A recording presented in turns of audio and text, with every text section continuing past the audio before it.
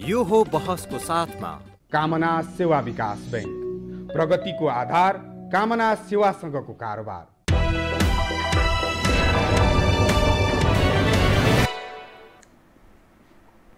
नमस्कार, यो हो बहसमा म यहाँहरूलाई हार्दिक स्वागत गर्दछु। जीवराम भण्डारी आज यहाँहरू सामुन्ने उपस्थित हुनुहुन्छ प्राध्यापक खड्ग केसी। उहाँ परराष्ट्रविद हुनुहुन्छ, त्रिभुवन विश्वविद्यालय अन्तर्राष्ट्रिय सम्बन्ध तथा कूटनीति विभागका उहाँ प्रमुख पनि हुनुहुन्छ। उहाँसँग आज म समग्रमा नेपाल यतिखेर अब हामी सामान्य मानिसले हेर्दा अलि अप्ठ्यारो अवस्थामा प्रवेश गरेको देखिन्छ। नेपाल र भारत बीचको सम्बन्ध चाहेर होस् नचाहेर होस् अलिकति अप्ठ्यारो अवस्थामा प्रवेश गरेको देखा पर्छ। अमेरिकासँगको सम्बन्ध मिलेनियम च्यालेन्ज कर्पोरेसन पश्चात यसको पास हुने या यसलाई बहिष्कार गर्ने, यस सवाल उपर अमेरिकीहरू तत्पश्चात के धारणा राख्छन् भन्ने एउटा विषय आम नेपाल माझमा बहुमत भन्ने मैले भाषा प्रयोग गरेँ। उहाँले पछि कुनै त्यस्तो अन्यथा ठान्नुभयो भने करेक्सन गर्ने प्रयास पनि गर्नुहोला। बहुमत मानिस एमसिसीलाई शङ्काको दायरामा हेर्ने गर्छन्। चिनियाहरूको आफ्नो खाले दृष्टिकोण छ। यसरी समग्रमा हेर्दा हाम्रा यी दुई महान देशहरू जो हाम्रा छिमेकी पनि छन्, अमेरिका हाम्रो दातु राष्ट्र, पुरानो कूटनीतिक सम्बन्ध भएको देश पनि हो, यावत घटनाले देखाउँछ हामी अलि परराष्ट्र मामिलामा अप्ठ्यारो अवस्थामा फस्दैछौँ। भलै प्रधानमन्त्री परराष्ट्र मन्त्रालयले केही काम गरेको छैन भन्ने आशय पनि मेरो होइन। उहाँसँग आज म यही पेरिफेरीमा केन्द्रित रहेर विश्लेषणात्मक र सूचनामूलक कुराकानी गर्नेछु। सर्वप्रथम म उहाँलाई स्वागत गर्छु। स्वागत छ। धन्यवाद। अब म सिधै सवाल के रह्यो भने कालापानी, लिपुलेक, लिम्पियाधुरा भारतले आफ्नो एरिया भनेर नक्सा जारी गरिदियो हाम्रो क्षेत्रलाई। तत्पश्चात नेपालले पनि स्वाभाविक ढङ्गले दाबी गर्ने नै भयो। यसपछि नेपाल र भारत बीचको वार्ता पनि हुन सकेको छैन र यसले कुन अवस्था सिर्जना गर्ला, कसरी यसको सुल्झिएला भन्ने यो चिन्ता चासो आम नेपालीको छ। एज एउटा परराष्ट्र मामिलामा राम्रो जानकारी राख्ने व्यक्ति कसरी हेर्नु भएको छ यो अवस्थालाई? तपाईँ कसरी हेर्नुहुन्छ? यससँग जोडिएका अरू विषयमा क्रमशः उठान गर्छु, कृपया। खास त यो चाहिँ कुनै पनि मुलुक अप्ठ्यारो परिस्थितिबाट गुज्रन इतिहासको कुनै कालखण्डमा गुज्रने चुनौतीको सामना गर्न तयार हुनुपर्छ र थुप्रै संसारका अहिलेका समृद्ध र सम्पन्न भनिएका स्थायित्व भएका लोकतन्त्र र आर्थिक हिसाबले चाहिँ स्थायित्व प्राप्त गरेका मुलुकहरू पनि इतिहासको कालखण्डमा औपनिवेशीकरण, नव औपनिवेशीकरण, विभिन्न अन्तर्राष्ट्रिय हस्तक्षेपहरू, युद्धका विभीषिकाबाट चाहिँ गुजेरै गएको मुलुकहरूले पनि ती अवस्थाहरूलाई सामना गर्दा नयाँ परिस्थितिको सिर्जना गरेर उनीहरू अगाडि बढेको थुप्रै इतिहासहरू छ। त्यस अर्थमा हामी चाहिँ धेरै हताश र एकदमै आत्तिनुपर्छ, डराउनुपर्छ भन्ने चाहिँ म ठान्दिनँ। र जे भइरहेछ हामीले अलि बढी नै सन् 60को दशकदेखि नै हामी जुन कालापानी, लिपुलेक र लिम्पियाधुराको मुद्दालाई निरन्तर उठान गर्नुपर्थ्यो र त्यो कुरामा चाहिँ हाम्रा आन्तरिक राजनीतिक रूपमा हामी अलिकति लामो समयसम्म सङ्क्रमणमा गुज्रियौँ। त्यसले गर्दा एउटा मुलुकभित्र एउटा लेजिटिमेसी, एउटा वैधता अथवा एउटा आम सहमतिको निर्माण हुन सकेन, जसले गर्दा छिमेकीसँग कुरा गर्न सकियोस् आत्मविश्वासका साथ। त्यसले गर्दा अहिले चाहिँ परिस्थिति एउटा अनुकूल रह्यो, मुलुक एक हिसाबले अनुकूलतामा अथवा एउटा स्थायित्वमा गएको बेला र सबै राजनीतिक दलहरू, स्टेक होल्डरहरू चाहिँ एक ठाउँमा उभिएर हाम्रो जमिन हो, गुमेको पनि होइन, उपभोगका हिसाबले केही समय छिमेकीहरूले उपभोग गरे, त्यसमा हामी नजरअन्दाज गऱ्यौँ र अहिले हामीले चाहिँ त्यसमा पनि हामी कूटनीतिक रूपमा हामी अगाडि नै छौँ। हामीले उहाँहरूलाई निवेदन गऱ्यौँ कि वार्ता गरौँ भनेर नक्सा जारी गरेपछि पनि र लगातार इग्नोर भएपछि हामीले चाहिँ यहाँ नक्सा जारी गऱ्यौँ र संविधानबाट चाहिँ त्यसलाई अनुमोदन गऱ्यौँ। त्यसले गर्दा यसका चुनौतीहरू अब एकदमै धेरै ठुलो, अफकोर्स अब एकदमै सामान्य अवस्थाभन्दा त फरक नै हो। इन्डिया नेपाल रिलेसन एकदमै लो लेभलमा गयो भन्ने एक खालको विश्लेषण छ, त्यो निश्चित रूपमा हो नै।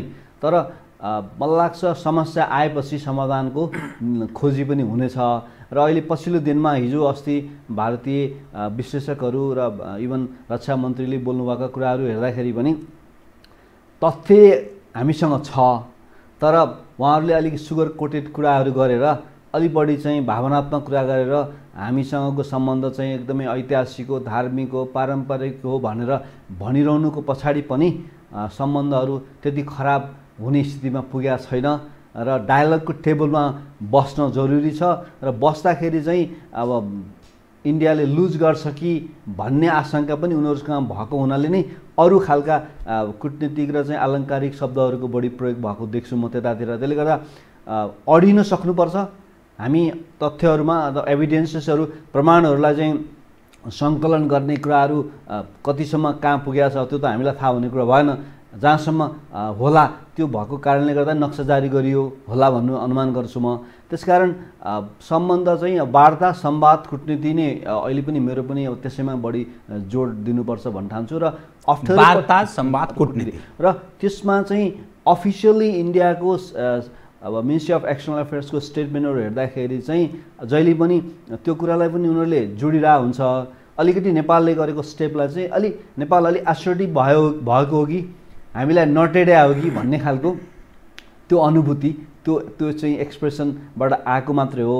तर तथ्यमा चाहिँ जाँदाखेरि चाहिँ नेपाल धेरै कमजोर छ भन्ने कुरा मलाई लाग्छ उनीहरूले पनि आकलन नगरेको चाहिँ छनक चाहिँ अभिव्यक्तिहरू र स्टेटमेन्टहरूबाट देख्छु म। त्यसले गर्दा धेरै हताश हुनुपर्ने म देख्दिनँ र यसलाई चाहिँ समाधान गर्न सक्नुपर्छ र इतिहासमा चुनौतीहरू आउँछन् र चुनौतीहरूको सामना गर्दाखेरि नै स्थापित हुन सकिन्छ।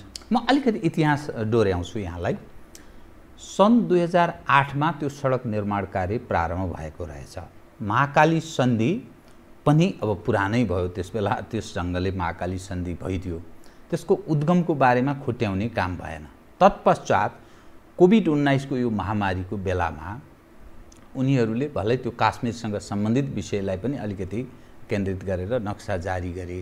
त्यस बेला पनि हामी अलिकति आपत्ति जनायौँ, हामीले विमति पनि जनायौँ, तर त्यो ढङ्गले हाम्रो क्रियाशील भूमिका त्यसबेला परराष्ट्रले या हाम्रो नेपाल सरकारले समग्र रूपमा निर्वाह गरेन। प्रमुख प्रतिपक्षीहरू पनि त्यत्तिकै त्यो दबाब सिर्जना गर्नेमा भूमिका निर्वाह गरे देखिँदैन। अब सवाल के रह्यो भने प्रारम्भमा त्यति सरकारले महत्त्व दिएन त्यो विषयलाई, कस्य र जोरदारसँग दबाबका साथ त्यसरी प्रस्तुत भएन। पछिल्लो समयमा जब मिलेनियम च्यालेन्ज कर्पोरेसनको अवस्था के प्रधानमन्त्री काहीँ न काहीँ पार्टीभित्र अलि अप्ठ्यारो अवस्थामा नि प्रवेश गरेको कुनै मैले खराब मनसाय प्रधानमन्त्रीको थियो भन्ने मेरो आशय पनि होइन।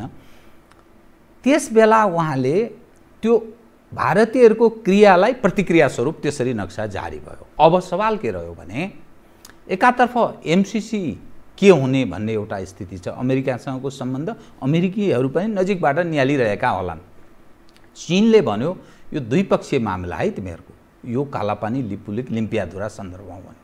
तर लिपुलेक आवत जावतका लागि त फेरि चीन र भारत बीच सन् 2015 को मे 15मा हस्ताक्षर भएको छ प्रधानमन्त्री तहमा त्यो मानसरोवर यात्राको। यो सबै हेर्दा नि हामी ठिक समयमा ठिक निर्णय गरिरहेछौँ कि कुन अवस्थामा छौँ? मलाई चाहिँ तिनवटै कुरालाई एकदमै मिक्सअप नगरौँ भन्छु र किनभने हाम्रो राष्ट्रको अथवा कुनै पनि राष्ट्रको राष्ट्रिय स्वार्थ, प्राथमिक राष्ट्रिय स्वार्थ भनेको मुलुकको भूभाग जोगाउने कुरा हो र मुलुकको स्वाधीनता जोगाउने कुरा हो, सार्वभौमिकता जोगाउने कुरा हो। त्यो कुरामा चाहिँ जुन बोर्डर डिस्प्युट छ इन्डियासँग त्यो चाहिँ हाम्रो सबभन्दा अहम सवाल हो। हामीले मिलेनियम च्यालेन्ज कर्पोरेसनको बारेमा अब सँगसँगै चुनौतीहरू आउँदा प्राथमिकता तय गरेर चुनौतीहरूको सामना गर्नुपर्ने हुन्छ। हामी अमेरिका भनेको इन्डियासँग भन्दा पनि पहिला 1947मा हाम्रो डिप्लोमेटिक रिलेसन इस्टाब्लिस भएको थियो। यद्यपि इन्डियासँग इन्फर्मल धेरै पहिला थियो, तर एउटा स्वतन्त्र राष्ट्रको रूपमा हामी 1947 पछि मात्रै हामी इन्डियासँग कूटनीतिक सम्बन्ध राखेका थियौँ। त्यसले गर्दा अमेरिकाको सँगको सम्बन्ध पनि उत्तिकै महत्त्वपूर्ण छ। तर मलाई यहाँले सोधेको प्रश्नमा चाहिँ खास गरी स्टन्टबाजी मात्रै हो भन्ने बुझाइ चाहिँ कहिलेकाहीँ इन्डियन विश्लेषकहरूले पनि यही भन्ने गरेको सुनिन्छ। नेपालमा जब जब पोलिटिकल लिडर्सहरू अप्ठ्यारोमा पर्छन् एउटा स्टन्ट गर्छन् भनेर इन्डियनहरूले अलिकति हाम्रो पोलिटिक्सलाई नजिकबाट निहालेको इन्डियनहरूले त्यो भनिरहेको छन्। तर म यस मामलामा त्यो त्यति त्यो विषयलाई अलिक ट्विस्ट गर्न अन्यत्र मोडलाई त्यसो गरे यसमा चाहिँ अलि म सकारात्मक दृष्टिकोण किन राख्छु भनेदेखि हाम्रो भूभाग 2008मा इन्डियनले बाटो खनिरहँदा पनि हाम्रो खुफिया एजेन्सी अब दार्चुलाको सदरमुकाम नै बस्छ होला, दिल्लीमा पनि हाम्रो एम्बेसीमा अब राष्ट्रिय अनुसन्धान विभागका कुन तहका मलाई लाग्छ फर्स्ट क्लास एसएसपी नै बस्छन् के अरे त्यहाँ, र उहाँ हाम्रो संयन्त्रले काम नगरेको कुरामा कुनै त्यसमा लुकाउन सिपाउनु पर्दैन। हाम्रो काम गरेन हाम्रो डिप्लोमेटिक या जानकारी सरकारलाई थियो होला या सरकारले व्यवस्था गरेको नि त हुन सक्छ। निश्चित रूपमा हाम्रो सरकार अफिसियली हेर्दा त हामीले के भन्न सकिन्छ भने सरकारलाई चाहिँ जानकारी दिँदै गरेका ती हाम्रा संयन्त्रहरू दार्चुलाको सदरमुकाममा हुने दिल्लीमा एम्बेसीमा भएको नेपाली सेना सशस्त्र जनपथका प्रथम श्रेणीका कर्मचारीहरू हाम्रो त्यहाँ हुनुहुन्छ, उहाँहरूले कस्तो रिपोर्टिङ गर्नुभएको थियो यतिका दिनसम्म भन्ने कुरा त्यो पनि एउटा महत्त्वपूर्ण एक्ज्याक्टली त्यो कुरा चाहिँ एउटा डिस्फङ्सनल एउटा स्टेट मेकानिजमको कुरा त हामीले त्यसमा कुनै पनि हालतमा चाहिँ त्यसलाई समर्थन गर्न सक्दैनौँ। 2008मा अहिलेसम्म के हेरेर बसिरहेको थियो भनेर इन्डियनहरूले नै भनिरहेको अवस्था छ। तैपनि जब अहिले एउटा परिस्थिति सिर्जना भयो र मिलेनियम च्यालेन्ज कर्पोरेसनलाई चाहिँ का चुनौतीहरू अथवा पार्टीभित्रको आन्तरिक चाहिँ खिचलोलाई चाहिँ अलिकति ओभरस्याडो गर्नलाई त्यसलाई ओझेलमा पार्नको लागि एउटा स्टन्ट गरियो कि भन्ने आशयको कुरा त मैले त्यसरी बुझेँ। मलाई लाग्छ यसलाई पोजिटिभ रूपलाई हेरौँ। जति काम भएको छ नि यो जति काम भएको छ नक्सा जारी गर्ने कुरा अब केही त्रुटिहरू छन् त्यहाँ पनि, किनकि हामीले चाहिँ एउटा एक्सपर्ट ग्रुपहरू पहिल्यै बनाएर यो एभिडेन्सेसहरूको एनालिसिसदेखि लिएर सबै कुराहरू गरिरहनु पर्थ्यो लामो समयदेखि, एउटा कोभर्ट अथवा गोप्य रूपमै भए पनि गरिरहनु पर्थ्यो। त्यो बारेमा चाहिँ हाम्रो स्टेट मेकानिजम चाहिँ चुकिरहेको छ। परराष्ट्र मन्त्रालयले बनाएको थिङ्क ट्याङ्कलाई केही काम दिन सकिरहेको छैन। अरू चाहिँ इन्स्टिट्युसनहरू युनिभर्सिटीका विभिन्न चाहिँ निकायहरूदेखि लिएर स्वतन्त्र बुद्धिजीवीहरूलाई उपयोग गर्ने कुराहरूमा चाहिँ धेरै कमजोरीहरू छन्। तर जतिखेर इन्डियाले 2009को नोभेम्बरमा नक्सा जारी गर्यो त्यो उसले चाहिँ हाम्रो भूभागलाई नसोधिकन हामीसँग नसोधिकन अथवा हामीसँग समन्वय नगरिकन उसले नक्सा जारी गरेपछि हाम्रो चाहिँ प्रतिक्रिया हामीले डिप्लोमेटिक एकदमै विनम्रतापूर्वक हामीले कुटनीतिक ढङ्गले चाहिँ नोट पठायौँ। त्यसको जवाफमा उनीहरू एकदमै त्यो कुटनीतिक नोटको जवाफ चाहिँ उनीहरूको प्रतिक्रियात्मक रह्यो। त्यसपछि फेरि हामीले अर्को नोट चाहिँ संवादको लागि पठायौँ। त्यही बिचमा हामी कहाँ पनि अब अलिकति ग्याप रह्यो, यतापट्टि चलायौँ हामी। जब उनीहरूले चाहिँ त्यो बाटो खनेपछि अनि हामीले फेरि पनि कुटनीतिक प्रहरले गरे हो, हामीले पनि त थर्ड पर्सन नोट त एम्बेसडरलाई बोलाएर दिएको हो, चिठी पठाएको हो। त्यसको जवाफ जसरी आयो त्यसले गर्दा त्यसको चाहिँ विकल्प थिएन। हिजो तपाईँले हिजो मात्रै इन्डियाको चाहिँ करेन्सीको कुरा सुन्नुभएको छ, स्टेटमेन्ट पनि मैले हामीलाई इग्नोर गर्ने काम अन्डर एस्टिमेट गर्ने काम हुनसक्छ। भारतीय संस्थापन पक्षले लामो समयसम्म नेपालको गहिरो अध्ययन गरिरहेको छ, त्यसले गर्दा नेपालका पोलिटिकल लिडर्सहरूको ल्याकत अथवा यिनीहरूको चाहिँ लेभल सबै कुराहरू ब्युरोक्रेसीदेखि लिएर सबैको लेभलहरू अनुमान गरेर यिनीहरू त्यो लेभलमा जान सक्दैनन् भन्ने खालको अनुमान गरे हुनसक्छ। तर जे निर्णय भयो त्यो चाहिँ म त्यसको एकदमै समर्थन गर्छु, त्यसलाई अप्रिसिएट नै गर्छु, प्रशंसा नै गर्छु नेपाल सरकारले गरेको। र त्यसमा चाहिँ सम्पूर्ण राजनीतिक दलहरू एक ठाउँमा आउनु पनि एउटा प्रशंसनीय काम हो, त्यसले नि सरकारलाई बल प्रदान गरेका छ। तर यो कुरालाई टुङ्गोमा पुर्याउनको लागि चाहिँ अझै धेरै मेहनत गर्नु जरुरी छ। र जहाँसम्म मिलेनियम कर्पोरेसन च्यालेन्जको कुरा एमसिसीको कुरा छ, त्यो विषयमा फेरि त्यसो भए म सरसँग फेरि यो चाहिँ सेकेन्ड थर्ड प्रायोरिटी हो। ठिक छ म पहिला चाहिँ भूभागको रक्षा गर्ने कुरामा प्राथमिकताका साथ हामीले कुटनीतिक रूपमा पहल गरौँ र यसलाई निरूपण गरौँ। पैसा चाहिँ बरु अलिक दिन पछाडि ल्याए पनि फरक पर्दैन, अरू डिलहरू चाहिँ सेकेन्ड थर्ड प्रायोरिटीमा त्यो विषयमा पनि म कुरा गर्छु। हजुर, यहाँको दृष्टिकोणमा नि, किनभने परराष्ट्र मामिलामा अब तपाईँ जतिको आधिकारिक मान्छे मैले कम पाउने गर्छु नि, तपाईँ जुन किनभने त्रिभुवन विश्वविद्यालयको पनि यो अन्तर्राष्ट्रिय सम्बन्ध डिपार्टमेन्ट हेड पनि हुनुहुन्छ, यो अलिकति मलाई अलिक स्पष्ट पारिदिनुहोस् त। यो आम दर्शकको पनि एउटा जिज्ञासाको विषय हुन्छ। नेपालको राजनीतिक परिवर्तन फेरि मैले यो पोलिटिक्ससँग जोडेँ। 12 बुँदे दिल्ली सम्झौता 2 भनेर बुझिन्छ। त्यो दिल्ली सम्झौताको उपजको रूपमा नेपालको राजनीति यो ठाउँमा प्रवेश गरेको छ। भारतमा दुई खाले दृष्टिकोण राख्ने मानिसहरू छन्। एउटा त्यो परम्परागत जो 12 बुँदे दिल्ली सम्झौताका अनुयायीहरू र खास गरी त्यो जेएनयू फर्मेटेड त्यो सोकल बुद्धिजीवी एक खाले ओपिनियन त्यो त्यसरी एडभोकेसी गरिरहेछन्। उनीहरूको दृष्टिकोण के देखा पर्छ भने पहिले त नेपाल र भारत बीचको सम्बन्ध असाध्यै राम्रो थियो, बीजेपीले चाहिँ बिगार्यो, त्यसकारण भनेर त्यहाँ बीजेपीमाथि उनीहरू प्रहार गर्ने। बीजेपीवालाहरू अलिकति फरक ढङ्गले यहाँको जुन इस्टाब्लिस पक्षसँग काहीँ न काहीँ अलिकति विमति राखेर अरू अन्यथा केही सोच्न लागेको नेपाल उप हेर्ने दृष्टिकोणमा त्यो परम्परागत भन्दा अलिक फरक ढङ्गले हेर्न थालेको चाहिँ बीजेपीले नेपाललाई हेर्ने दृष्टिकोण त्यो 12 बुँदेवाला एक ढङ्गको रह्यो। त्यसकारण त्योभन्दा फरक ढङ्गले नेपाल उप व्यवहार गर्नुपर्छ, सम्बन्ध स्थापित गर्नुपर्छ भनेर त्यहाँका बुद्धिजीवीहरू विभाजित भएको जस्तो देखा पर्छ। त्यो जेएनयू इर्दगिर्दका नेपाली कथित इन्टेलेक्चुअलहरू तपाईँ राम्रो बुझ्नुहुन्छ, उनीहरूको एक खाले धारणा नेपालमा देखा पर्छ। त्योभन्दा पृथक राख्नेहरूको नेपालमा फेरि अलग खालको धारणा देखा पर्छ। यो अवस्थालाई तपाईँले कसरी हेर्नु भएको छ? भारतको नेपाल उप हेर्ने नीति उप के उनीहरू पुनर्विचार गर्न लागेको स्थिति हो भन्ने केही देखिन्छ? मलाई चाहिँ खास आधारभूत रूपमा एउटा मुलुकको आधारभूत परराष्ट्र नीति, राष्ट्रिय सुरक्षा नीति चाहिँ त्यसरी आवरणमा केही स्टेक होल्डरहरू बाहिर आउटसाइडरहरूमा चाहिँ बिचमा विमति भए पनि दलगत रूपमा भारतमा चाहिँ अहिले अपोजिसनमा भएको भारतीय कांग्रेस पार्टी, कम्युनिस्ट पार्टीहरू जो 12 बुँदेमा प्रत्यक्ष रूपमा संलग्न थिए उनीहरू राजनीतिक रूपमा अहिले कमजोर छन्।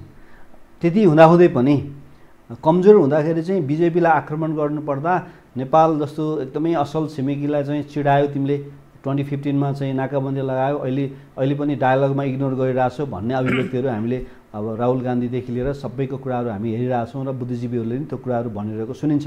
तर आधारभूत रूपमा यो त भूभागको प्रश्न हो र भूभागको प्रश्नमा चाहिँ मलाई लाग्छ हामी भारतीयहरू हाम्रो पक्षमा अथवा त्यहाँभित्रको चाहिँ आन्तरिक राजनीतिक मतभेदका कारणले गर्दा हामीलाई 12 बुँदेमा जस्तो गरेर सहयोग गर्लान् भन्ने खालको त्यो एकदमै त्यो खालको अपेक्षा हामीले धेरै राखेर उद्वेलित हुनु हाम्रो लागि त्यसले त्यति हितकर चाहिँ हुँदैन भन्ने लाग्छ। तर जुन हाम्रो समस्या हो अथवा भारतको बुद्धिजीवी, भारतको आम जनसमुदाय, अब मिडिया त भारतको टु मच प्रोभोकेटिभ देख्छु म, उहाँहरूसँग राजनीतिक ज्ञानको पनि अभाव र असाध्यै तुच्छ ढङ्गले प्रस्तुत हुने त्यो इस्टाब्लिसमेन्टको प्रतिनिधित्व पनि गर्दैन भनेर त्यो मर्यादा आचरणमा पनि नरहँदा हाम्रो लार्जेस्ट डेमोक्रेसी भन्ने पनि मिडिया त हाम्रो तिनीहरूको भन्दा धेरै रेस्पोन्सिबल देख्छु म। त्यसले गर्दाखेरि त्यो पक्षलाई पुँजीकृत गर्नुपर्छ। हाम्रा पक्षमा अलिकति सद्भाव राख्ने, अलिकति सकारात्मक दृष्टिकोण राख्ने, नेपालसँगको सम्बन्ध साँच्चीकै नेबरहुड फर्स्ट पोलिसी भनेर मोदीजीले आउन बित्तिकै जसरी बोल्नुभएको थियो त्यो व्यवहारमा प्रमाणित भएको छ कि छैन भनेर हेर्ने लेख्ने बुद्धिजीवीहरूको विचारलाई हामीले पुँजीकृत गर्नु जरुरी छ। तर भूभागको प्रश्न भएको हुनाले, राष्ट्रिय स्वार्थको एउटा प्राथमिक एजेन्डा भएको हुनाले, राष्ट्रिय सुरक्षाकै प्रश्न भएको हुनाले उनीहरूले त्यो एरियालाई एउटा नेसनल सिक्युरिटीको चाहिँ सेन्सिटिभ पोइन्टको रूपमा मानेको पनि हुनाले मलाई लाग्छ अन्तिममा त्यहाँ मत विभाजन हुन्छ भन्ने बारेमा म विश्वास गर्दिनँ। जबकि हामी कहाँ पनि त हेरौँ न संविधान मत विभाजन हुँदैन, उनीहरू यस सवालमा एकै रहन्छन्। जसरी हामी पनि नचाहने कतिपय नचाहने पक्ष थिए होला, तर कालापानी विपुले लिम्पिया धुराको सवालमा सबै एक ठाउँमा मनभित्र बाध्य भए मुटुमाथि ढुङ्गा राखेर हाँस्नु पर्यो। संसदमा कसरी चाहिँ एउटा एक मत बन्यो त्यो चाहिँ राजनीति गर्नलाई गाह्रो हुन्छ भनेर पनि हुनसक्छ होइन। त्यसो भएर इन्डियामा पनि त्यो सवालमा चाहिँ उनीहरूको बिचमा एकदमै देखिने गरी अथवा साँच्चीकै मत फरक हुन्छ र त्यो हामीलाई फाइदा हुन्छ भन्ने कुरामा म विश्वास गर्दिनँ। र त्यो समुदायलाई पुँजीकृत गर्नुपर्छ र उहाँहरूको भनाइलाई पनि हामीले चाहिँ नोटमा लिएर अब हामी भारतसँग चाहिँ डायलग गर्दा उहाँहरूलाई पनि हामीले चाहिँ उपयोगभन्दा पनि सहयोगको अपेक्षा हामीसँग राख्न सकिन्छ। तर ओभरअलमा चाहिँ त्यो 12 बुँदे भनेको चाहिँ नेपालको इन्टरनल पोलिटिकल प्रोसेसमा चाहिँ अलिकति उनीहरूको अब एउटा एक्सटर्नल सपोर्टको रूपमा संसारमा यस्ता थुप्रै मुलुकमा हुने गर्छ। तर यो सवाल चाहिँ 12 बुँदेमा हामीलाई लोकतन्त्र निर्माणमा एब्सोल्युट डेमोक्रेसी भन्थे त्यतिखेर दलहरूले, त्यो निर्माणमा सहयोग गर्यो भनेर अब चाहिँ राजनीतिक दलहरूले जुन नेताहरू जो 12 बुँदेमा संलग्न हुनुहुन्थ्यो अहिले शासकीय अब स्वरूपमा चाहिँ उहाँहरूले लिड गरिरहनु भएको छ थुप्रै ती नेताहरूले उहाँहरूले चाहिँ भूभागको प्रश्नमा चाहिँ त्यसलाई एक्नोलेज गर्ने गरी 12 बुँदेमा हामीलाई सहयोग गरेका थियो भनेर एक्नोलेज तिमीहरूलाई स्थापित गरिदियो भनेर कृतज्ञ चाहिँ नहोइ नेताहरू भनेर यसमा त कुनै पनि हिसाबले अहिले चाहिँ एउटा जुन काम भएको छ अब हामीले व्यक्तिगत रूपमा पोलिटिकल लिडर्सहरूको अभिव्यक्ति हेर्दाखेरि त एनालाइज गर्न सकिन्छ को बढी खरो उत्रियो भन्ने कुरा तर यसमा चाहिँ कम्तीमा धेरै शङ्का नगरिकन हामी अहिले जुन एउटा एकता देखिएको छ र यो एकतालाई निरन्तर अगाडि जबसम्म हामीले चाहिँ त्यो भूमि फिर्ताको चाहिँ संवादलाई ठुङ्ग्याउँदैनौँ यस्ता खालका संवादहरू यस्तो खालको चाहिँ अब बायोलेटरल जियोग्राफिकल डिस्प्युटहरू भनेको संसारमा अरू मुलुकहरूमा पनि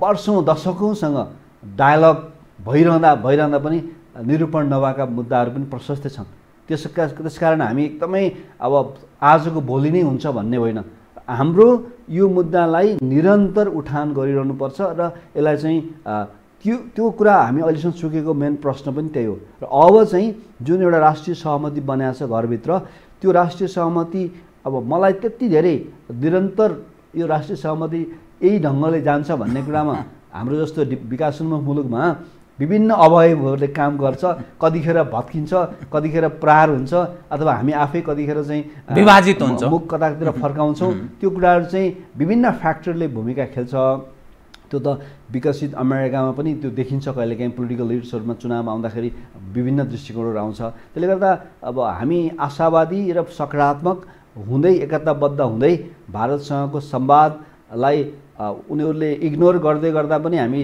संवादको मात्रै कुरा गरिरहँदाखेरि चाहिँ अहिले केही पोजिटिभ कुराहरू पनि आइरहेछ त्यहाँको अफिसियल होइन मिनिस्टरहरूले चाहिँ डायलग त भनिरहेछ नि जे भए पनि त्यसले गर्दा यो चाहिँ हामी मलाई लाग्छ यो कुरामा चाहिँ जे भयो त्यो पोजिटिभ नोट हो र यसलाई जोगाउँ बचाउँ र अझ चाहिँ यही ढङ्गले चाहिँ राष्ट्रिय एकता निर्माण गरेर घरभित्रको सहमतिलाई चाहिँ बलियो पार्दै भारतसँगको संवाद कूटनीतिक संवादलाई चाहिँ प्राथमिकतामा राखेर जानुको विकल्प छैन। बहुत राम्रो सन्देश दिने प्रयास गर्नुभयो। 12 बुँदे दिल्ली सहमतिलाई बेस बनाएर उनीहरूले सहयोग गरे भनेर उनीहरूका लागि कृतज्ञ हुने नेपाल उप कृतज्ञ हुने काम कसैले नगर भन्ने एउटा सन्देश दिनुभयो। एउटा विषय अलि छिद्र खोज्ने भन्छ नि सञ्चार कर्मीले छिद्र पनि खोज्नुपर्छ। परराष्ट्र मन्त्रीले जवाफ दिने क्रममा सन् 2008बाट सडक निर्माण भएको हामीलाई जानकारी थियो भन्नुभएको छ एक सन्दर्भमा यहाँले पनि सायद सुन्नुभएको होला। प्रधानमन्त्रीले अर्को सन्दर्भमा त्यहाँ पद्मा आर्यालले पनि त्यो बोल्नु भएको छ। प्रधानमन्त्रीले अर्को सन्दर्भमा के भन्नुभएको छ भने त्यो कालापानी लिपुलेक लिम्पियाधुरा सहितको त्यो नक्सा कहाँ थियो मैले त पढेको छैन भन्ने जवाफ दिनुभएको छ। यो सन्दर्भसँग जोड्दा अनि पछि हामीले जो नक्सा जारी गर्यौँ यो हेर्दाखेरि काहीँ न काहीँ अर्को अर्थ पनि लाग्छ। यसलाई तपाईँ कसरी हेर्नुहुन्छ एज एउटा परराष्ट्र मामिलाको राम्रो विज्ञ भएको नाताले? अब त्यो पोलिटिकल अलिक कन्फ्युज दुविधा जस्तो देखियो। यो परराष्ट्र मन्त्रीको त्यो कुरा छ, प्रधानमन्त्रीले त्यो बोल्नु भएको छ, नक्सा जारी भएको छ, नेपालीहरू असाध्य हर्षले खुसी गदगद छन्। भलै केपी ओलीको ठाउँमा अर्को व्यक्ति त्यो ठाउँमा भएको भए यो रूपमा आउन सक्दैन भन्ने पनि छ। फेरि प्रधानमन्त्रीलाई एकदम हामीले उत्साह सराहना पनि गर्नुपर्छ, उहाँप्रति हामी कृतज्ञ हुनु जरुरी पनि छ आम नेपाली नागरिकले। तर फेरि यो किन भन्नुभयो उहाँले? विगत केही समय अगाडिको म कुरा गरेँ। मलाई के लाग्छ भनेदेखि अफकोर्स अब स्केप्टिकल भन्छ नि अलि आलोचनात्मक चाहिँ चेत हुनैपर्छ। तर अब परराष्ट्र मन्त्रीले संसदमा त्यो भन्नुभएको थियो त्यो 2008बाट अहिलेसम्म यतिका वर्षसम्म चाहिँ यो काम भएको कुरा हामी हाम्रो नोटिसमा थियो भनेर। त्यही बिचमा प्रधानमन्त्रीले चाहिँ त्यसमा त्यो बोलेको कुरा पनि हामीले मिडियाबाटै सुनेको हो। मलाई लाग्छ त्यसमा केही प्राविधिक त्रुटि होला तर व्यवहारमा जसरी यो नक्सा जारी भएर संविधान संशोधन गर्ने काममा प्रधानमन्त्रीले लिड गर्नुभयो, सबै राजनीतिक दलहरूले उहाँको अभियानमा साथ दिए, त्यो कुरामा चाहिँ धेरै शङ्का नगरौँ र उहाँको इन्टिग्रिटीमा चाहिँ त्यहाँनिर प्रश्न चाहिँ धेरै नउठाउँ भन्छु। किनभने हामी धेरै घरभित्र प्रश्न उठाउन थाल्यौँ भने अर्कोसँग छिमेकीसँग कुरा गर्नलाई हामीसँग त्यो एक खालको वैधता एक खालको चाहिँ आत्मविश्वास नहुन सक्छ।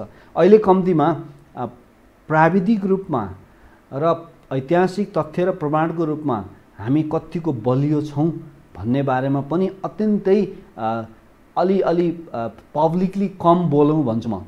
पोलिटिकल लिडर्सहरू, प्रधानमन्त्री अथवा परराष्ट्र मन्त्री, हिजो अस्ति परराष्ट्र मन्त्रीले दिएको इन्टरभ्यूलाई पनि इन्डियनहरूले धेरै पटक कोट गरे।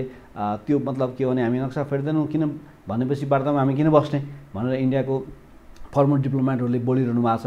त्यसले गर्दाखेरि अब प्रधानमन्त्रीले चाहिँ त्यो बोल्ने क्रममा चाहिँ केही टङ स्लिप भयो कि I don't know about that होइन।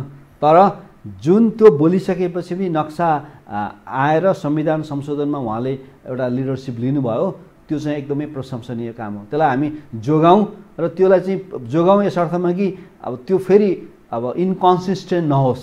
हाम्रो निरन्तरता, त्यो हाम्रो इतिहास हाम्रो इतिहास कस्तो छ भने अब एकदमै इन्कन्सिस्टेन्ट भएरै हामी यस्तो भारतसँग कुरा गर्ने क्रममा चाहिँ 1960 देखिको कुरा एउटा क्रोनिक क्यान्सरको रूपमै बढ्दै गएको थियो। त्यसले गर्दा त्यो कुरा चाहिँ अब पोजिटिभ नोटमा किन लिनुपर्छ भन्ने लाग्छ भने अहिले हामी त संवाद गर्नुपर्ने छ, छिमेकीसँग कुरा गर्नुपर्ने छ, स्ट्रङली संयुक्त राष्ट्रको सुरक्षा परिषदको अस्थायी सदस्यमा हामीले भोट हाल्नुपर्ने छ। भारतलाई हामी भोट हाल्ने, त्यसमा कुनै एसिया पेसिफिकबाट भारत एक्लै सदस्य छ, हामी भोट हाल्ने पहिला घोषणा नै गरेका छौँ, भोट हाल्छौँ। त्यसले चाहिँ कतिको त्यसलाई हाम्रो कमजोरीको रूपमा नलिदियोस् छिमेकीले भन्ने लाग्छ। कमजोरी भन्दा नि हाम्रो चाहिँ उदारता हो। हामीलाई उनीहरूले पनि मौका सहयोग गरेका छन्, हामीले पनि उनीहरूको लागि रगत बगाउने कामदेखि लिएर सारा इन्टरनेसनल मुभहरूमा हामीले पनि सहयोग गरिरहेको छौँ। त्यसकारण यो यस्तो बेलामा चाहिँ अब हाम्रो एउटा एकता प्रदर्शन गर्नुपर्ने बेलामा चाहिँ अब इन्कन्सिस्टेन्सीहरूको आलोचना गर्दै र त्यसलाई अलिकति थाँती राखेर अगाडि चाहिँ अब छिमेकीसँग नै एकीकृत भएर बोल्नुपर्ने भावनाले मलाई लाग्छ केही गरी प्रधानमन्त्रीले बोलेको कुरा त्यो इन्कन्सिस्टेन्सी चाहिँ आगामी दिनमा कहीँ कतै प्रकट भयो भने निश्चित रूपमा हामी घरभित्र उहाँलाई आक्रमण गर्न आलोचना गर्न चाहिँ हामी स्वतन्त्र छौँ, त्यसमा दुई मतै छैन। तर अहिले चाहिँ अब हामीले चाहिँ प्रधानमन्त्रीले चाहिँ हिजो नक्सा 2008 देखि यता हामीलाई त्यति थाहा थिएन भनेर बोल्नुभएको कुरा अलि विवादमा नै आएको थियो। त्यसपछि नै नक्सा आयो, त्यसपछि नै चाहिँ संविधान संशोधन भयो भनेपछि अब त्यतापट्टि चाहिँ अलिक धेरै प्रश्न उठाउनु भन्दा पनि अब यो मुद्दालाई अब बिचमा एमसिसी आयो, पार्टीभित्रको झगडा पऱ्यो, त्यो बेलामा यो कुरा उठाइयो, अनि पछि फेरि अब सेलाउँछ कि भन्ने एउटा आशंका छ नि हाम्रो अहिलेसम्मको पोलिटिकल लिडर्सहरूको प्रवृत्ति हेर्दाखेरि विगतले त्यो देखाउँछ। त्यो नहोस् भन्ने कामनाका साथ हामी त्यतातिर आलोचनामा बढी समय खर्च नगरिकन अब सकिन्छ भने प्रमाणमा सहयोग गर्ने अथवा अब विचार निर्माण गरेर सहयोग गर्ने, अब भारतीयहरूसँग पनि औपचारिक ट्र्याक 2, 3 का कुराहरूमा अब विचार चाहिँ अलिकति सकारात्मक खालको माहौल निर्माण गर्ने, यो चाहिँ एउटा पोजिटिभ अब एटमोस्फियर क्रिएट गरेर सकेसम्म हाम्रो चाहिँ त्यो हाम्रो जमिन हो र त्यो जमिनलाई चाहिँ पुनः उपभोग गर्ने वातावरणको तयारी गर्नु नै हाम्रो सबभन्दा ठुलो प्राथमिकता हो। त्यसकारण अलिक पेटी कुरामा चाहिँ अलिक झगडा कम गरौँ र आन्तरिक हिसाबको। एक्ज्याक्टली। तर अब म एउटा सञ्चार क्षेत्रमा काम गर्ने, मैले अब व्यावसायिक एउटा प्रश्न फेरि उठाएँ, अलिक विवादास्पद, कतिपय मानिसलाई नमिठो पनि लाग्न सक्छ। भारतले कब्जा गर्यो हाम्रो जमिन, कटु पक्ष हो, दुःखद पक्ष हो। हामी कुनै पनि मूल्यमा हामी छोड्न तयार हुँदैनौँ। त्यो हाम्रा पुस्तौँ पुस्ता मैले नसके मेरो नातिसम्मले पनि त्यो झगडा गरिरहन्छ, त्यो प्रयास गरिरहन्छ। तर यतिखेर जुन हामी पत्राचार गर्न सक्ने अवस्थामा त छौँ भारतसँग, उसले त्यो पत्रलाई नै स्वीकार नगर्ने स्थिति भयो भने त्यसले उत्पन्न हुन सक्ने रियाक्सन र नेपाल र भारतबीचको सम्बन्ध कतिको अगाडि बढ्न सक्छ र के हुन्छ। किनभने हाम्रो दुई देशबीचको एक खाले फेरि सम्बन्ध छ। यसको अर्थ विशेष सम्बन्ध भने होइन, परम्परागत छ, पुरानो छ, प्राचीन छ। भारतभन्दा हामी पुरानो देश पनि हौँ, तर सांस्कृतिक पनि छ, धार्मिक सबै खाले छ। तर पनि यो स्थितिमा प्रवेश गर्यो भने चीनले कहीँ न कहीँ फेरि चीनको बेइमानी, त्यो लिपु लेक सवाल उपर उसले किन नेपाललाई कन्सर्न गर्ने, या हामी नै कहीँ न कहीँ फितल रूपमा हाम्रो त्यो बृहङ्गम ढङ्गले हामीले परराष्ट्र मामिलामा त्यो ख्याल गरेनौँ कि, यो पक्ष पनि छ। यो विषयलाई कसरी हेर्नुहुन्छ तपाईँ? मलाई के लाग्दैन भने अब भारतले त्यसरी हामीलाई चाहिँ अहिले 1960s मा 50 मा हामी हामी सबैलाई थाहा छ, हाम्रो क्याबिनेटमा भारतका राजदूतै बस्थे। अब यहाँको प्रशासनिकदेखि लिएर सेना प्रहरीदेखि लिएर सबैको पुनर्सङ्गठनको नाममा उनीहरू नै यहाँ आएर बसेका थिए। 20वटा वरपर त पोस्ट नै थिए उत्तरी सीमामा, चीनसँगको सीमामा। त्यो त्यो परिस्थितिबाट गुज्रेर हामीले नाकाबन्दी 89 को नाकाबन्दी पछि 2015 को नाकाबन्दीमा जसरी हामी अड्यौँ आखिर भारतले रियलाइज गरेरै विथड्र गरेको थियो, जतिसुकै अनअफिसियल भने पनि। र अहिले पनि एउटा बलियो मत चाहिँ भारतमा नै छ। अब भारतले चाहिँ खालि हामीमा एउटा मनोविज्ञान छ कि अब मलाई चाहिँ अब संयोगले म भारतमा पढ्ने अवसर चाहिँ पाइनँ, तर त्यो मनोविज्ञान त्यसरी मात्रै बन्छ भन्ने नै ठान्दैन। थुप्रै भारतमा पढेको नेताहरू बुद्धिजीवीहरू पनि यहाँ अब राम्रै कुरा गरिरहनु भएको छ, देशकै पक्षमा कुरा गरिरहनु भएको छ। त्यो त बाध्यता होला, खास गरी जिएनयु फर्मेटेड जो कथित यो बुद्धिजीवी हाम्रो समाजमा छन्, इस्टाब्लिस पनि छन्, उनीहरूको मनोदशा बुझ्न सकिन्छ। तर अब त्यो चाहिँ त्यो जेनरलाइज चाहिँ नगरौँ भन्न ठान्छु। यति हुँदाहुँदै पनि अहिले भारतले हामीलाई एक हिसाबले यो कुरा हामीले गर्न सक्छौँ र भन्ने प्रश्न न हो यहाँले भन्नु खोज्नु भएको। यो परिस्थितिमा चाहिँ चीनले आइदिएला र हामीलाई सपोर्ट गरिदिएको भरमा चाहिँ भारतसँग हामी दरो खुट्टा टेकेर कुरा गरौँला भन्ने अपेक्षा पनि नराखौँ। चीनको आफ्नै इन्ट्रेस्ट छ, भारत नेपालभन्दा भारतसँगै चीनको सम्बन्ध बलियो हुन जरुरी छ। तर एउटा पोजिटिभ पोइन्ट के छ भने नि 2015 जब चाहिँ लिपुलेको ट्राइजङ्सनको बारेमा उनीहरूले वुहानमा कुरा गरे, चाइनामा कुरा गरेपछि हामीले जुन डिप्लोमेटिक प्रोटेस्ट नोट दुवैलाई पठायौँ, चीनले जवाफ पठाएको छ र यसपालि पनि उसले यो बायोलेटरल कुरा हो भनिरहेको छ। यसको अर्थ के त भने अर्को एउटा शब्द पनि छ, यो बाटो एकपक्षीय ढङ्गले खनेर भन्ने शब्द पनि आएको छ। अघि पछिल्लो पटकको चाहिँ त्यो प्रेस कन्फरेन्समा चीनको विदेश मन्त्रालयको प्रवक्ताले बोलेको कुरा। कम्तीमा उनीहरूले चाहिँ यसमा नेपाललाई खुसी पार्नलाई भारतलाई छिडाउने त चीनको कुनै पनि त्यो अपेक्षा हामी नगरौँ।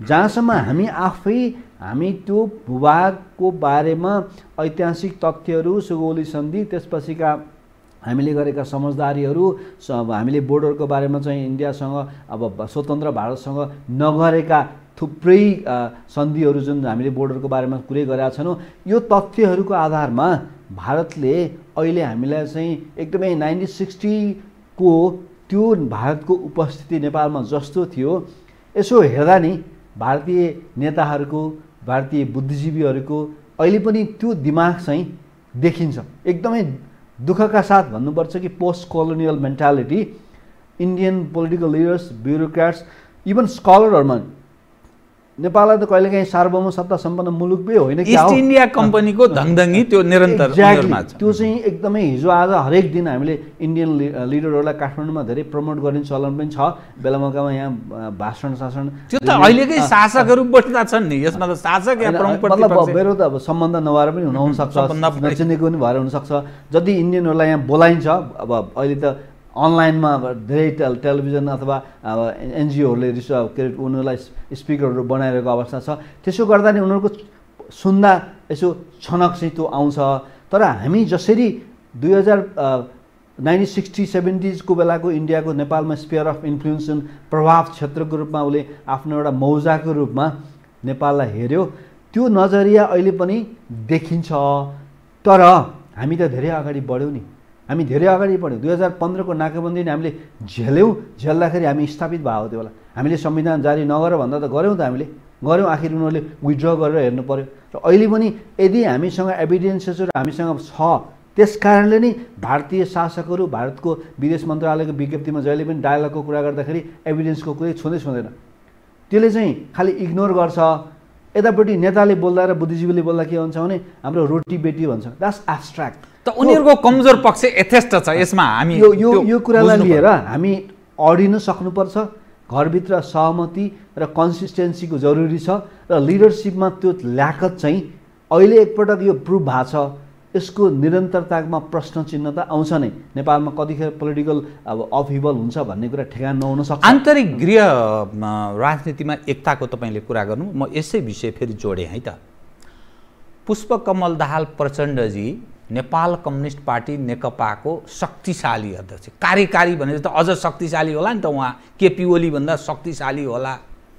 एक पूर्व प्रधानमन्त्री पनि भइसकेको मानिस, उहाँले के बोल्नुभयो भने राजाले दिएको जमिन हामीले फिर्ता ल्यायौँ। एक दोस्रो, यही सरकारले महेन्द्र बहादुर पाण्डे भन्ने एकजना मान्छे चीनका लागि राजदूतमा नियुक्त हुनुभएको छ। उहाँ चीनमा हुनुहुन्छ कि यहाँ हुनुहुन्छ थाहा छैन। उहाँले सार्वजनिक रूपमा बोल्नु भएको छ 2 बाकस सुनमा राजा महेन्द्रले, म कुनै आक्रोशमा यो सोधिरहेको छैन, 2 बाकस सुनमा राजा महेन्द्रले त्यो क्षेत्र भारतलाई दिएको रहेछ। यो लवज जिम्मेवार व्यक्ति, यी 2 जना व्यक्तिको मैले पुरस्कृत भएको एकजना अर्को पार्टीको कार्यकारी अध्यक्ष, यसले राष्ट्रिय एकता कायम गर्छ?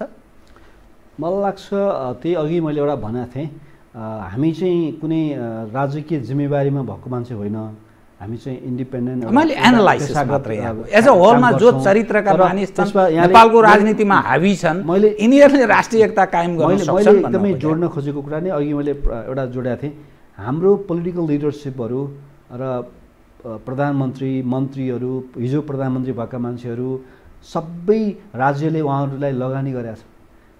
फर्मर मिनिस्टरहरूलाई नै हामी राज्यले कति सुरक्षाकर्मीदेखि लिएर सारा चाहिँ हामीले इन्भेस्ट गरिरहेको छ। So they should be always responsible. उहाँहरू चाहिँ यति जिम्मेवार हुनुपर्छ कि सत्ताबाट निस्किने बित्तिकै उहाँहरू 2 जनाको कुरा भन्दा पनि मैले जेनरली भन्न सक्छु, उहाँहरूको कुरा नि म आउँला। आम रूपमै भन्नुपर्दा हाम्रो दुर्भाग्य के हो भने ब्युरोक्रेटहरू हिजो सत्तामा हुँदा डिड डु नथिङ, जागिर खाए त्यति मात्रै हो। सचिव भए, के सचिव भए, सम्बन्धित मन्त्रालयको सचिव भए, तर अहिले नक्साको कुरा उठाइरहने थुप्रै सचिवहरू हुनुहुन्छ। अनि नेताहरू पनि एकदमै इरेस्पोन्सिबल देख्छु म, र किनभने उहाँहरू त अहिले पनि स्टेक होल्डर हो राजकीय मामलाको। त्यसले गर्दा यस्तो कुराले एक त उहाँहरू चाहिँ सस्तो लोकप्रियताको लागि, सस्तो लोकप्रियता अहिलेको जनमत कस्तो छ त्यतितिर बोल्ने होइन, कहिलेकाहीँ जनमत चाहिँ पब्लिक पोलिटिकल नलेज चाहिँ पब्लिकमा कमजोर हुनसक्छ, तर लिडरसिपले त्यसरी चाहिँ बोल्नु हुँदैन। यो हाम्रो देशको ठुलो कमजोरी हो। यो मैले चाहिँ पोलिटिकल लिडरसिपमा धेरै देख्छु, तर ब्युरोक्राट्सहरू पनि अझ त्यत्तिकै छन्। ब्युरोक्राट्सहरू जब रेस्पोन्सिबल पोस्टमा हुन्छ नि पहिला, त्यो बेला के पनि गर्दैनन्, जागिर खान्छन्, कतिले भ्रष्टाचार गर्छन्, तर जब रिटायर हुन्छ नि as if they are really much revolutionary, यस्तो रेभोल्युसनरी कुरा गर्छन् कि। त्यसकारण मलाई चाहिँ एउटा आम प्रवृत्तिको रूपमा नै हाम्रो जस्तो देशमा डोनरलाई खुसी पार्नलाई रिटायर भएपछि नयाँ जागिर खानु पर्यो, डोनर खुसी पार्ने अभियानमा। अनि अर्को कुरा कसैलाई एक्सटर्नल फोर्सेसलाई खुसी पार्ने, संस्थापन पक्षलाई खुसी पार्ने, अथवा र्याडिकल भएर चाहिँ विपक्षी बन्ने, यो अभियानमा चाहिँ तर प्रधानमन्त्री भइसकेको मान्छे अब अध्यक्ष प्रचण्डज्यू अथवा महेन्द्र पाण्डे सरले यो बोलेको कुरा चाहिँ मैले प्रचण्डको चाहिँ अस्ति भाषण संसदमा उहाँले बोलेको सुने। त्यही दिन नि मेरो पुरै सुने त होइन, पछि मैले टेलिभिजनको न्युजमा यसो क्लिप हेरेको थिएँ, पत्रिकामा पढेँ। महेन्द्र बहादुर पाण्डेले बोल्नुभएको कुरा चाहिँ मैले सुने त छैन, तर मलाई त्यो ढङ्गले चाहिँ मलाई के लाग्छ भने निश्चित रूपमा राजा महेन्द्रको पालामा त्यहाँ त्यतिखेरसम्म हामीले उपभोग गरेको त्यो जमिन केही न केही कम्प्रोमाइज भएको हामीले चाहिँ आशंका गर्न सक्छौँ। किनभने त्यतिवटा 20वटा चाहिँ सुरक्षा 18वटा पोस्टहरू चाहिँ हट्ने बेलामा कृतिनिधि विष्टले चाहिँ अब टेकन फर ग्रान्टेड, त्यति चाहिँ एउटा ठिकै छ नि त भनेर चाहिँ नजरअन्दाज गरिदिएको भनेर कृतिनिधि विष्टले चाहिँ बोल्नुभएको कुरा पनि आयो।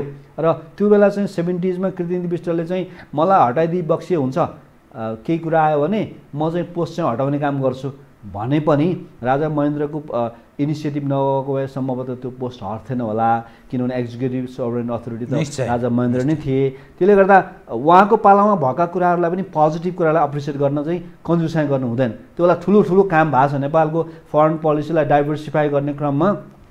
हामी युएनको मेम्बर भयौँ, नामको मेम्बर भयौँ, कोदारी राजमार्गै खन्यौँ। अब हामीले अहिले केरुङको बाटो पिच गरिरहेको छैन भने त्यो बेला बाटै खन्यौँ होइन। त्यसकारणले पोजिटिभ कुराहरूलाई चाहिँ इतिहासमा भएका राम्रा पक्षलाई चाहिँ हामीले कुनै शासकले त्यो शासक र त्यो शासन प्रणाली फरक थियो भनेर आलोचना गर्नु चाहिँ हुँदैन भन्ने लाग्छ। What they did we appreciate, र बाँकी रहेको कुरालाई चाहिँ अहिले हामीले हाम्रो पुस्ताले त्यसलाई पुरा गर्ने जिम्मेवारी हाम्रो पुस्तामा आएको छ। र यस्तो बेलामा चाहिँ आरोप प्रत्यारोप सुरुदेखि नै म अलिक एकदमै भन्छ नि एकदमै सिनिकल एकदमै क्रिटिकल भएर धेरै चर्चित हुने इच्छा नराखेको कारणले पनि हुनसक्छ मलाई होइन। मैले चाहिँ कुरा के भनेदेखि अहिले एक आपमा हिलो छापेर हिजोका शासकले गरेका कमजोरीहरू बाँकी रहेका थाँतिरहेका कुराहरू पनि पुरा गर्ने अभिभार यो पुस्तालाई आएको छ भने त्यो पुस्ताले चाहिँ सबैकोलाई एकै ठाउँमा ल्याउनको लागि पनि एकअर्कामा आक्षेप नलगाइकन हामी अगाडि बढ्नु जरुरी छ। र बोल्ने बेलामा चाहिँ खास गरी एकदमै जिम्मेवार भएरै बोल्नुपर्छ। यदि अहिले पावरमा नहुँदा नि पावरमा नभएको बेला चाहिँ क्रिटिकल कुरा गर्ने अथवा भनौँ न एक्चुअल कुरा आउँछ नक्सा जारी भयो खै त जमिन फिर्ता आएको भन्ने पनि कुरा उठिरहेछ। इट टेक्स टाइम नि। कम्तीमा नक्सा त बन्यो संविधान संशोधन समेत भयो, त्यो कुरालाई पोजिटिभ लिडमा लिने हो। र लिडरसिप चाहिँ जसरी यहाँले दुईजनाको नाम लिनुभयो त्यो बाहेक हाम्रो आम प्रवृत्ति नै हो। उहाँहरू एउटा पात्र अथवा एउटा प्रतिनिधि पात्र हुनुहोला, तर हाम्रो आम प्रवृत्ति आफू पावरमा नहुने बित्तिकै एकदमै धेरै अरूले गरेका कामहरू चाहिँ सबै खराब हो भन्ने कुरा। र म चाहिँ राजा महेन्द्रले गरेका थुप्रै कामहरूको प्रशंसक नै हुँ। फरेन पोलिसीमा स्पेसल्ली नेपालको राष्ट्रिय स्वार्थको संरक्षण र नेपालको चाहिँ इन्डियासँगको निर्भरतालाई घटाउने काममा राजा महेन्द्रको पालामा गरेका थुप्रै कामहरूको म प्रशंसै गर्छु किनभने युएनको मेम्बरसिपदेखि लिएर अघि जति कुरा मैले भने भारतसँगको डिपेन्डेन्सी घटाउनलाई नै कोदारी राजमार्ग खनिया थियो। थुप्रै के कमजोरीहरू उनले पनि गरे। त्यो कमजोरीहरू ह्युमन नेचर, स्टेटको जियो स्ट्राटेजिक लोकेसन, त्यसका कारणले 65 को सन्धि गोप्य सन्धि इन्डियासँग भएको थियो र यो एउटा पोस्टलाई पनि ओभरलुक गरिएको भन्ने चाहिँ छ। र अब सुनमै साटे भन्ने कुरा त मसँग प्रमाण छैन, म भन्न सक्दिनँ। तर अब राम्रो कुरा राजा महेन्द्रले गरेको राम्रो कुराहरूको प्रशंसा गर्न पनि हिचकिचाउनु हुँदैन र देशको लागि गरिएको खण्डमा। र अहिले चाहिँ बाँकी काम हामीले गरौँ, त्यसमा चाहिँ अडिएर अगाडि बढौँ र राष्ट्रिय एकता यहाँनिर राष्ट्रिय सहमति खलबलाउने काममा चाहिँ हाम्रा अभिव्यक्तिहरू जिम्मेवार निकायमा बसेका खास गरी शासकहरूले चाहिँ यो कुरामा चाहिँ गम्भीरतापूर्वक सोच्नुपर्ने हुन्छ, जसले गर्दा हाम्रो घरभित्र वातावरण खलबलिन्छ र घरभित्रको वातावरण सङ्लिएन भने हामी छिमेकीसँग अथवा बाह्य शक्तिसँग हामी आत्मविश्वासका साथ कुरा गर्न सक्ने वैधता पनि गुमाउँछौँ र आत्मविश्वास नहुँदाखेरि टुङ्गोमा पुर्याउने आधार चाहिँ कमजोर हुन्छ। जुन अवस्थामा नेपाल र भारत बीचको सम्बन्ध जुन ठाउँमा प्रवेश गरेको छ अहिलेको स्थितिमा अरू हामी के दबाब सिर्जना गर्न सक्छौँ एज अ होलमा, एज एउटा यहाँले हेर्दाखेरि? मलाई चाहिँ अहिले पनि हाम्रो वार्ता जो हामी भनिरहेछौँ, नक्सा हामीले जारी गऱ्यौँ, ठिक छ, वार्ताको सायद प्रयास परराष्ट्र मन्त्रीले पनि गरिरहनु भएको छ, प्रधानमन्त्रीले पनि, तर उनीहरू त्यति इच्छुक नभएको अर्थ लाग्छ। घटना नतिजा हेर्दाखेरि अरू के गर्न सक्छौँ हामी? पछिल्लो सङ्केतहरू चाहिँ हिजो मात्रै रक्षा मन्त्रीले उत्तराखण्डमा बोलेको कुरा वार्ताबाटै समाधान, त्योभन्दा अलिक अगाडि आज तकमा उहाँले दिएको इन्टरभ्यूमा पनि रक्षा मन्त्रीले चाहिँ वार्तामै समाधान भन्नुभएको छ राजनाथ सिंहले। तर साउथ ब्लक चाहिँ अलिकति अब 2015 को परराष्ट्र सचिव जयशङ्कर चाहिँ साउथ ब्लकमा लिड गरिरहनु भएको छ। अब कतिपय मामलामा चाहिँ त्यो अलिकति बोलेको र बोल्दाखेरि चाहिँ परराष्ट्रको चाहिँ एउटा सहप्रवक्ता श्रीवास्तवजीले बोल्दाखेरि अलिकति नेपालले वातावरण खलबलाए पछिल्लो पटक जुन हामीले संविधान संशोधन गरेपछि आएको चाहिँ जुन विज्ञप्ति छ त्यो आधारलाई मात्रै हामीले एउटा प्रमाण नलिकन हाम्रो निश्चित रूपमा अब एउटा द्विपक्षीय वार्ता हो, द्विपक्षीय कूटनीतिक संवाद हो, त्रिपक्षीय अथवा क्षेत्रीय हो र अन्तर्राष्ट्रिय। यसमा चाहिँ हाम्रो क्षेत्रीय संयन्त्र सार्क भन्ने एउटा संस्था बनाएको छौँ हामीले, जहाँ बायोलेटरल कुरा उठाउन गर्ने पाइँदैन, जसले गर्दा सार्क चाहिँ अब it's kind of like dysfunctional club of the poor भनेर भनिन्छ। यो कुनै काम लाग्ने संस्थाको रूपमा विकसित हुन सकिरहेको छैन, जहाँ हामी यो कुरा पठाउन सक्दैनौँ। र बहुपक्षीय अन्तर्राष्ट्रिय जुन बहुपक्षीय कूटनीतिक संयन्त्रहरू छ, संयुक्त राष्ट्रको महासभा, सुरक्षा परिषद अनि अब इन्टरनेसनल कोर्ट अफ जस्टिसको कुरा, त्यो कुरा चाहिँ म अहिले पनि पछिल्ला भारतीय नेताहरूको अभिव्यक्ति हेर्दा उनीहरू डायलग प्रमाणको कुरा गरिरहनु भएको छैन। तर नेपालीहरूको मानसिकता र नेपालमा भारतको चाहिँ लामो समयदेखिको चाहिँ एउटा प्रभाव उपस्थितिलाई हेरेर नेपालीहरू चाहिँ इन कोर्स अफ टाइम बिर्सन्छन् यो इस्यु, अनि त्यतिखेर चाहिँ हामीलाई छलफलै गर्नु पर्दैन भन्ने मानसिकता हो कि भन्ने लाग्छ मलाई। किनभने हाम्रो चलनै यस्तो छ, बेला मौकामा उठान गर्छौँ अनि बिर्सन्छौँ, अनि आफ्टर फ्यु इयर्स डिकेड्स अनि फेरि हामी कुरा उठाउँछौँ।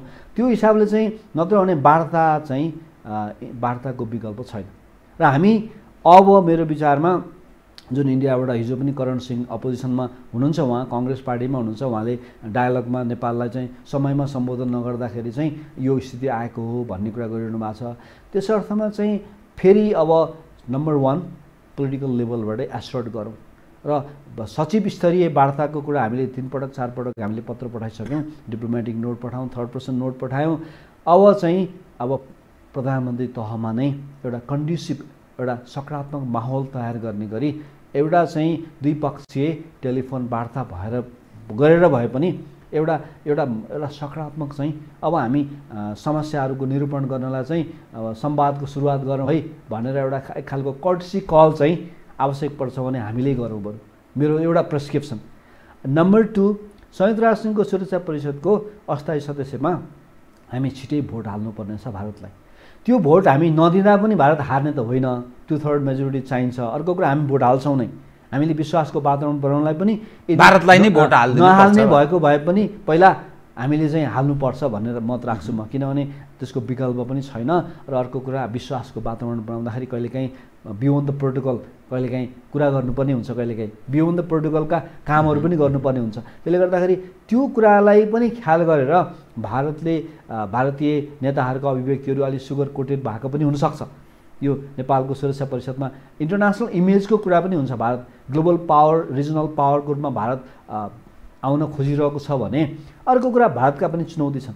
चीनसँग पनि भारतको सीमा विवाद छ, पाकिस्तानसँग त बाई बर्थ होइन जन्मेदेखि नै उनीहरूको विवाद छ र कति छिमेकीहरूसँग विवादमा अल्झेर भारत चाहिँ विश्व शक्ति अथवा क्षेत्रीय शक्ति बन्न सक्छ त, त्यसका पनि त सीमाहरू हुन सक्छन्। त्यसलाई हामीले चाहिँ भारतको कमजोरी ठान्ने भन्दा पनि त्यो एउटा अवसर हो भन्छु म। संयुक्त राष्ट्रको सुरक्षा परिषदको सदस्यमा भोट हाल्न पाउने परिस्थितिको सृजना हुनु र भारत आफै पनि अब अहिले जुन सीमा विवादमा चीनसँग प्राथमिकताका साथ ऊ अगाडि आइरहेछ, प्रोएक्टिभ डिप्लोमेसीको उसले चाहिँ लिड गरिरहेछ, त्यो परिस्थितिबाट पनि हामी उत्साहित हुने होइन, एक्साइटेड हुने होइन कि त्यो परिस्थितिको एनालिसिस गरेर फेरि पनि पोलिटिकल लेभलबाट हामी एसर्ट गरौँ, इनिसिएट गरौँ र बायोलेटरल डायलग चाहिँ राउन्ड्स हाम्रो जस्तो विकासोन्मुख मुलुकको आम मान्छेहरूको चाहिँ राजनीतिक संस्कृति के हुन्छ भने एकदमै एग्रेसिभ,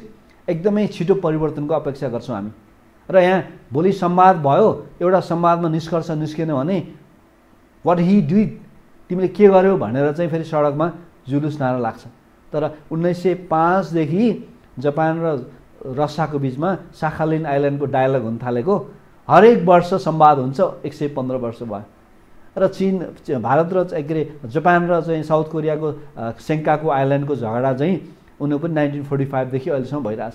त्यसले गर्दा इट टेक्स टाइम, तर बायोलेटरल कुरामै हामी पोलिटिकल लेभलबाट एसर्ट गरौँ। अब सचिव स्तरीय वार्ता चाहिँ राजनीतिक तहमा, माथिल्लो तहबाट सुल्झाउँ, वार्ता नै राजनीतिक तहबाट हामीले नै इनिसिएट गरौँ बरु, किनभने आइस ब्रेक गर्ने भन्छ नि कहिलेकाहीँ, आइस ब्रेक किन ह्युमिलिटी अथवा यसमा ह्युमिलेसन अथवा इन्फेरिटी कम्प्लेक्स गर्नुपर्ने कारण पनि केही छैन। र त्यस कारण पोलिटिकल लेभलबाट इनिसिएट गरौँ, हाउ दे विल रियाक्ट होइन। यदि प्रधानमन्त्री मोदी र प्रधानमन्त्री केपी ओलीको बिचमा सौहार्दपूर्ण एउटा कर्टसी चाहिँ टेलिफोन वार्ता भएर ल परराष्ट्र मन्त्री स्तरीय कुराकानी होस् अथवा टेक्निकल कमिटीको बैठक बसोस्, अगस्त 2019 टेक्निकल कमिटीको बैठक बसेको छ द्विपक्षीय, अब चाहिँ बैठक बस्ने बेला भएको छ, त्यहाँबाट उठान गरौँ भन्ने कुरा मात्रै भयो भने पनि त टेक्निकल कमिटीमा हाम्रा चाहिँ एभिडेन्सेसहरू लिएर हाम्रा प्राविधिकहरू त्यहाँ प्रस्तुत हुन्छन्, त्यहाँबाट सचिव स्तरमा जान्छ, अनि परराष्ट्र मन्त्री स्तरमा जान्छ, अनि बायोलेटरल कुरा यसरी अगाडि बढ्छ। त्यसकारण अब यसलाई इन्टरनेसनलाइज गर्ने अथवा अरू फोरमहरूमा लग्ने भन्ने कुरा चाहिँ डायलगमा बसेर डायलगका चरणबद्ध निष्कर्षहरूको आधारमा मात्रै विश्लेषण गर्नुपर्छ। म ठिक अन्त्यमा आधा मिनटमा सक्दिनु होला, जुन अवस्थामा हामी छौँ नि, यो काहीँ न काहीँ एमसिसीको विषयले नेकपा विभाजितको सङ्घार जस्तो देखिन्छ, सङ्घारमा छ भन्ने देखिन्छ। नेपाली मनस्थिति पनि यसले विभाजित बनाउने पक्कै छ।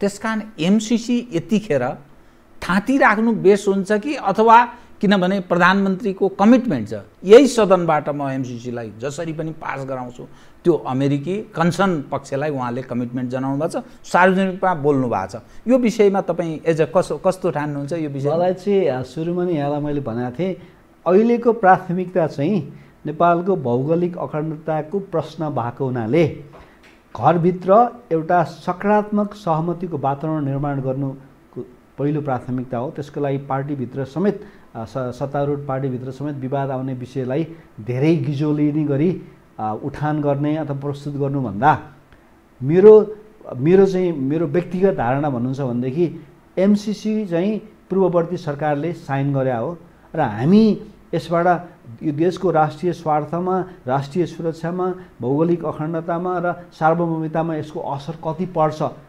सापेक्षिक रूपले विश्लेषण गर्नको लागि एउटा इन्डिपेन्डेन्ट बौद्धिक एउटा अनुसन्धान एउटा अध्ययन समूह पहिले बनाउनु पर्थ्यो। त्यसमा चाहिँ अब पार्टीभित्रको समूह बन्यो। त्यसमा चाहिँ अलि मेरो फरक मत छ। पार्टीभित्र आग्रह पूर्वाग्रह हुन्छ। जसरी श्रीलङ्काले चाहिँ इन्डिपेन्डेन्ट एउटा इन्टेलेक्चुअल ग्रुप बनायो, त्यसको सिफारिसको आधारमा श्रीलङ्काले क्यान्सल गर्यो। हामी कहाँ नि त्यो चरणबाट आएको भए राम्रो हुन्थ्यो। अब त्यो कुरा अब ढिलो भइसक्यो। तर अहिले जसरी राष्ट्रिय सहमति बनाउनु पर्ने बेलामा कुरा गिजोलिनुभन्दा हाम्रो अमेरिकी साझेदारलाई, अमेरिकी मित्रहरूलाई पनि हामी डिप्लोमेटिक ढङ्गले पोलिटिकल लेभलबाट हामी कन्भिन्स गरौँ कि अब for a time being let's hold the issues. यसलाई केही समय हामी होल्डमा राख्छौँ। Once the situation will normalize, हामी इन्डियासँगको वार्ताको चरणमा छौँ। त्यसले गर्दा ब्याकफायर हुनसक्छ। त्यसले गर्दा will talk in course of time. त्यसकारण अहिले संसदको कार्यसूची प्राथमिकतामा केही गरी त्यो एमसिसी अहिले पास नगर्दा गुम्छ नै भने पनि रिन्यू गर्न सकिन्छ। किनभने यो लामो समयदेखि भएको कुरा हो। यो हाम्रो भौगोलिक अखण्डताको प्रश्न होइन। केही सार्वभौमिकताका कुराहरू उठेका छन्। म त्यति धेरै नेपाली मानसिकता अथवा विकासोन्मुखको मान्छेहरूको आम राजनीतिक संस्कार हुन्छ नि, एउटा अमेरिकी साम्राज्यवाद, भारतीय विस्तारवाद भन्ने खालको एउटा सोसलाइजेसनबाट हुर्केको एउटा जमातले अब जेनरल आइडिया पनि बनाउने चलन पनि छ। र एमसिसीका सकारात्मक नकारात्मक बुदाहरूलाई चाहिँ अर्को एउटा इन्डिपेन्डेन्ट स्टडी ग्रुप बनाएर पनि स्टडी गराउन सकिन्छ। त्यसकारण सर्वसम्मत वातावरण तयार गरेर मात्रै हामी यसलाई संसदबाट अनुमोदन गराउँछौँ। त्यसको लागि give me couple of months time भन्ने आश्वासन चाहिँ अब सरकारको तर्फबाट दिँदाखेरि मलाई लाग्छ सब प्रश्न चाहिँ यहाँ गिजोलिँदैन र घरभित्र वातावरण बिग्रिँदैन। त्यसले गर्दा वन्स लाइक इन्डियासँगको वार्ताको चाहिँ परिस्थिति हेरेर अनि हामी अब अर्को सदनमा हिउँदे अधिवेशनमा यसलाई चाहिँ अर्को एउटा इन्डिपेन्डेन्ट स्टडीको ग्रुपको चाहिँ प्रतिवेदन पनि आओस् र घरभित्र पनि अलिक पोजिटिभ खालको माहौल बनोस्। अनि हामी चाहिँ संसदबाट पास गर्नु पर्दाखेरि त्यतिखेर गरौँला। अहिले मलाई होल्ड गर्दा नै मलाई लाग्छ नेपालको राष्ट्रिय स्वार्थ र नेपालको चाहिँ हामी धेरै मुलुकहरूसँग एकैचोटि झगडामा जान सक्दैनौँ। हस्, बहुत धन्यवाद है कार्यक्रममा आइदिनु। धन्यवाद। आदरणीय दर्शकवृन्द, उहाँ हुन्थ्यो प्राध्यापक खड्ग केसी, परराष्ट्रविद। समसामयिक विषयमा केन्द्रित रहेर गरिएको कुराकानी। म लगायत मेरो सम्पूर्ण युनिटलाई कार्यक्रमबाट बिदा दिनुहोस्। तर यो हो टेलिभिजन, हेर्दै रहनुहोला। नमस्कार।